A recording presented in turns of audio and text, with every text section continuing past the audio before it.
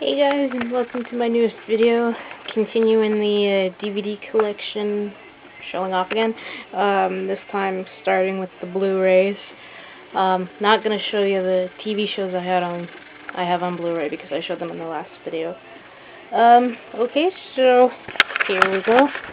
First one up is 30 Days of Night. Really good movie based on the graphic novel. I love anything to do with vampire movies, as it's very well known.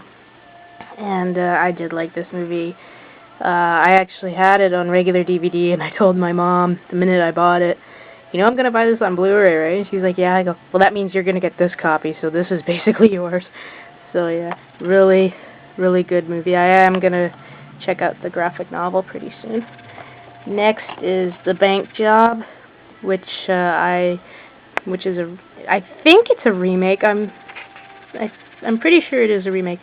But it was a good movie. It was good to see Jason Statham in something other than like Transporter, Crank, like something of that kind of nature. And I've been a fan of his since John Carpenter's Ghosts of Mars. So this was a good, fun movie to watch. And next is Batman Begins, which is up there with both Casino Royale and Star Trek as the best reboots that they have done. This is awesome on Blu-ray. So it was awesome in the theater too. And then, of course, I have The Dark Knight. This is the Blu-ray Steelbook. Let's see if I can open the damn thing. So with the digital copy, 2 discs.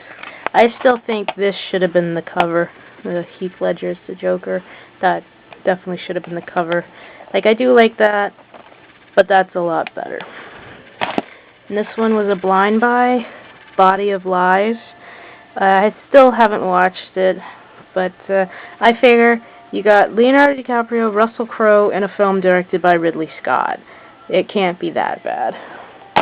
And next up, this was a blind buy, Disney's Bolt.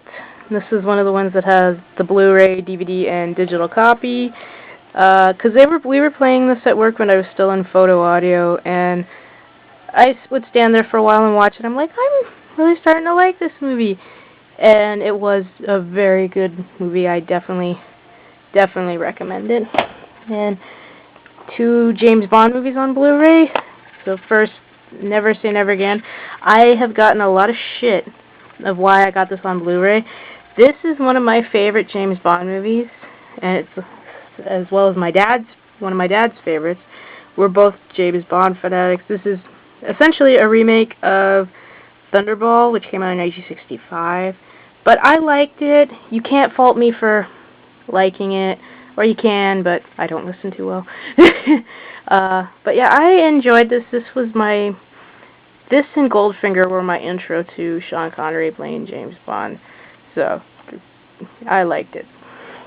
And of course, Quantum of Solace, which was good, but I personally felt it went too much like Jason Bourne, especially with the awesomeness of Casino Royale, for Christ's sake.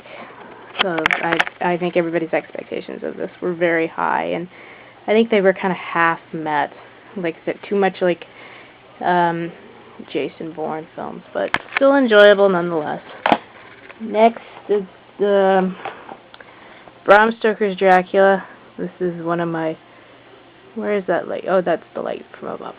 This is my favorite vampire movie ever made.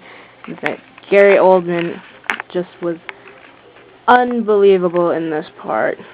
And yes, the bad thing was Keanu Reeves and that lack of accent he had, or basically no accent. But this was a good movie, directed by Francis Ford Coppola, and it is my favorite vampire film ever made. So yeah. Next is the 2 Chronicles of Narnia films, The Lion, the Witch, and the Wardrobe, and Prince Caspian. I did not get to see this in the theater, and I'd been kicking myself in the ass ever since. So I did see this in the theater, but it was okay, but it didn't live up to how this one was. This one was just excellent. And I'm just going to zoom up. It's only a regular DVD, but that red thing up there, that is my extended DVD collectible bookends gift set of Narnia. So, yeah, this was an excellent film. This was an okay one. But I think, and this one kind of didn't do as well as this one did at the box office. But I mean, seriously, you put this out in theaters a week before Indiana Jones 4. Of course you're not going to get good box office. If this could have come out maybe a couple of weeks after, then it might have been better, but not the week before Indiana Jones. Next up is Stanley Kubrick's Clockwork Orange, which is my my 8th favorite film ever made. And to my buddies on the Zachary Quinto community, yes, that guy is Linderman. That is Malcolm McDowell. This is one of the movies, or the movie he is the most famous for. And there he is, right there. This is an excellent movie. It is kind of well known. I am not a Stanley Kubrick fan. A lot of his movies I did not care for, but this and Full Metal Jacket are my favorites. And this was beyond fucked up in every single way, but I really, really enjoyed it. I think it's mostly because of Malcolm McDowell's performance, which I'm still pissed off that he didn't get an Oscar nomination for. Next up, Dark City, the director's cut. Still haven't watched this, but I love Alex Poirier's movies. The Crow is in my top 100, and I did like iRobot, so I picked this up. So I'll do a video review on this when I finally see it. And next up, The Dark Crystal. Still haven't watched this, but this was a dead giver that I would get because I want to try to get all my favorite 80s childhood films on Blu-ray, and this definitely was one of them. Next up, Disturbia, which is I knew right from the trailer that this was a remake of Rear Window. Like, you'd have to be an idiot not to realize that.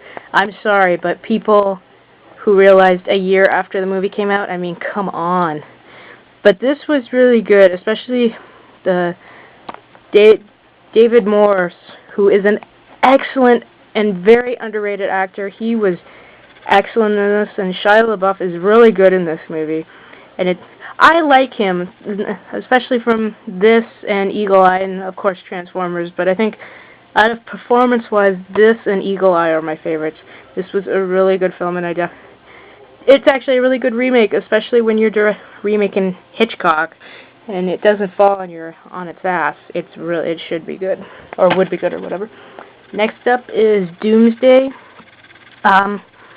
I did like this movie because I actually really like the other two films by Neil Marshall, which are Dog Soldiers and The Descent. I know a lot of people didn't like this. I think they were expecting a little bit of more of The Descent, but I did. I really, really enjoyed this movie. I don't know why people didn't, and my mom liked it too because we both loved The Descent and Dog Soldiers. Next up, like Disturbia, I have Eagle Eye. This, I had just done my top 10 favorite films of 2008, and if I hadn't, this would so be on it. I was very, very surprised that this was extremely well done. I really got into this movie. And his performance was really, really good, on par with Disturbia, but I like Disturbia better. Next up, Face-Off. One of my favorites of John Woo's films, the first, of course, being The Killer, this is roughly very roughly a remake of, but I say roughly. So, but this was a great movie. These two were excellent, and all the supporting cast was excellent. It's just a shame that John Woo hasn't done any really great stuff since then. It's really, really sad, because he is a fucking awesome director. And if you haven't seen The Killer or Hard Boiled or Better Tomorrow, I definitely recommend those two, especially Hard Boiled. That movie is just the fucking bomb. Next up is Fast and Furious. It is well known that I am a big fan of this series and a huge fan of Vin Diesel. But yeah, and I was happy they got these four back for this one, but I didn't know how good the movie was, and I was very pleasantly surprised that it was good. This was one of my favorites of 2008, actually. And I'm at the 10-minute limit, so I have to end it here, so see you in part 2.